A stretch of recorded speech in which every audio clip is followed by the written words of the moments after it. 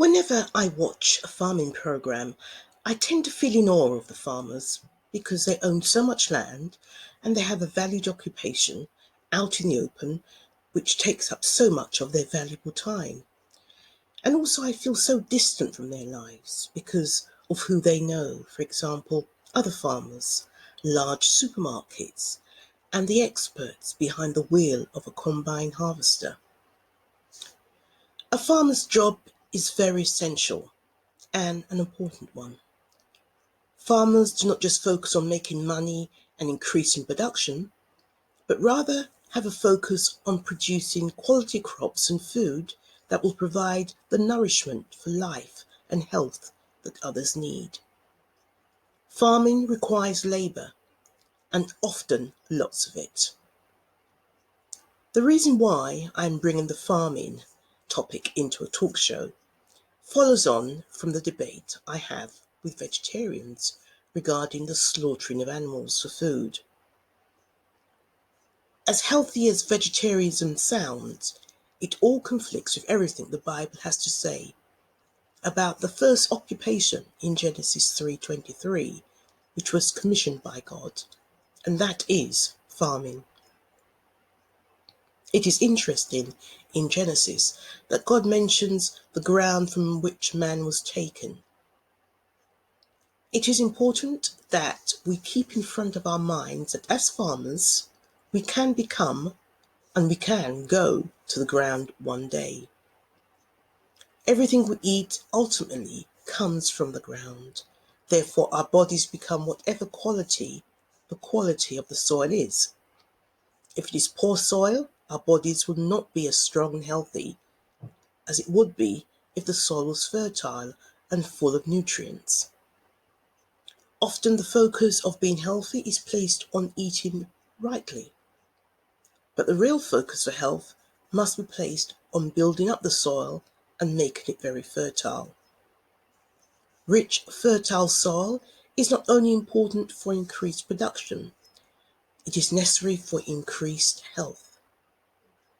Eating lots of fresh fruits and vegetables that are commercially grown in impoverished soils is not as near healthy for us as eating fresh fruits from vegetables grown in rich, fertile soil.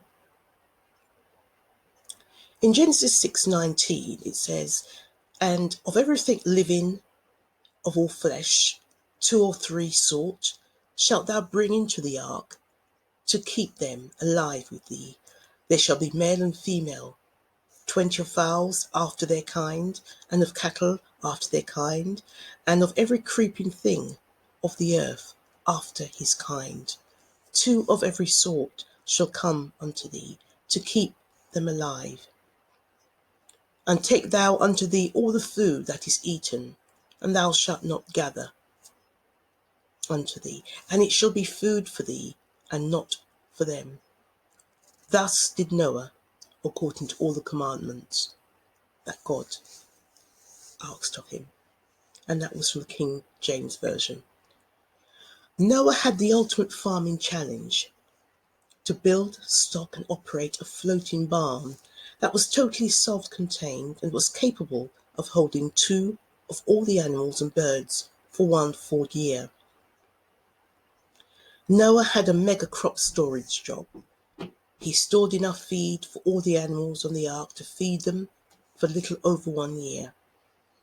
He also had to have food for 8 adults for 1 year.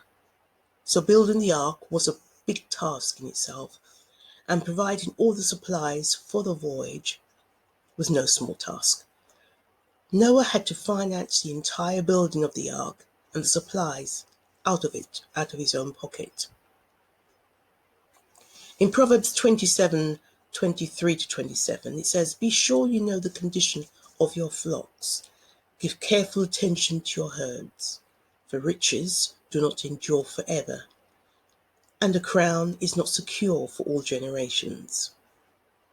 When the hay is removed and the new growth appears, and the grass from the hills is gathered, the lambs will provide you with clothing, and the goats with the price of a field.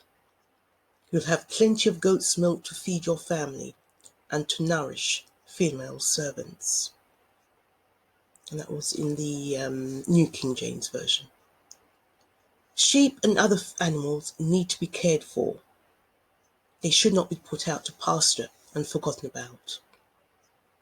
If a sheep is not taken care of, farmers say their riches will go away. Farmers have reported that sheep and cattle are like a bank account. If they are well cared for, they can be readily sold in time of need for a good price. The lambs of your clothing. The more lambs that we can reproduce, the more money a farmer like you and I can have to buy things that we need. The herbs of the mountains have significance. The tender grass is the best. Today, many pastors or shepherds are focusing on feeding their sheep with sermons, but not evaluating the condition of the flock. A pastor needs to be more like a shepherd who's interested in the long-term welfare of his flock. He must not be like a feedlot owner who gets lambs for a short time and then gets rid of them.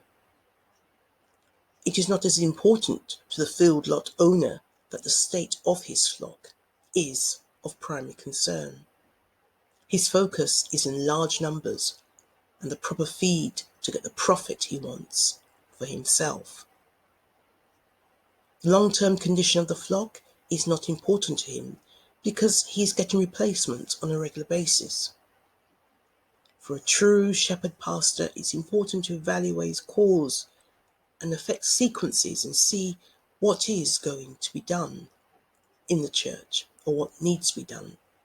Is there a need for Sunday school, youth groups, Bible school, age segregation, separating singles and married, etc.? This will produce the results in older young people and adults that is desired. It is important that a pastor is diligent to know the spiritual state of his flock. If he does not make the necessary changes to improve the spiritual condition, that the church will eventually decline. Young people will leave, and the love of many will grow old. This same message is taken from Ezekiel 34:30. God likens himself to be our shepherd to us who are his sheep. The flocks are pastured. Many times the word for feed means to pasture flocks. The concept of a shepherd feeding the flock by leading them to pasture is different than the way a feedlot owner feeds a lamb. With the feedlot owner, the sheep are totally dependent upon him to choose, grind, mix, balance, and feed ration and give their only feed to them. A shepherd leads the flocks to pasture and lets the sheep feed for themselves. He protects them from poisonous plants that they should not eat. The feedlot owner can feed thousands of sheep, but the sheep receive little personal attention or care. The shepherd gives the sheep much more personal care and attention. A feedlot owner and the shepherd illustrate two different leadership styles of pastors. The feedlot pastor has a large church with many people. He feeds them with interesting sermon, and he has chosen, chewed, mixed, and fed out to them. For many, it is the only spiritual food they receive. He has very little personal time with each person. The shepherd, however, shows his people how to read and study the Bible for themselves. His sermons are a significantly smaller portion of their spiritual food. He has a pastor's heart and personally cares for each person. He is available in sickness and trouble. And that's what he says in Jeremiah 11:19. But I was like a lamb or an ox that is brought to the slaughter, and I knew not that they had devised devices against me, saying, let us destroy the tree, the fruit thereof, and let us cut him off from the land of the living, that his name be more than remembered. Cattle should be killed in a low-stress environment without them knowing what is happening. They should not be chased around when trying to kill them. Rich soil with excellent pasture produces very strong, healthy animals. To produce strong, healthy animals, they need to be built up on soil and make it soft and fertile for them. If pastors are to take care of the soil, the animals will take care of us. Building up the soil should be a priority for farmers. In Psalms 104:14, it says he causes the grass to grow for the cattle and herb for the service of man, that he may bring forth food out of the earth. God designed cattle to eat grass as a primary food source. God makes grass grow. Man does not make grass. Cattle are a food for us out of the earth. Therefore, quality and health, value of the meat is dependent upon the fertility of the soil.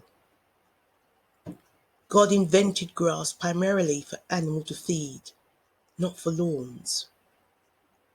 Grass is green, feed that is harvested by four-legged combines. It does not require diesel fuel to produce it. Have you ever considered farming as an occupation?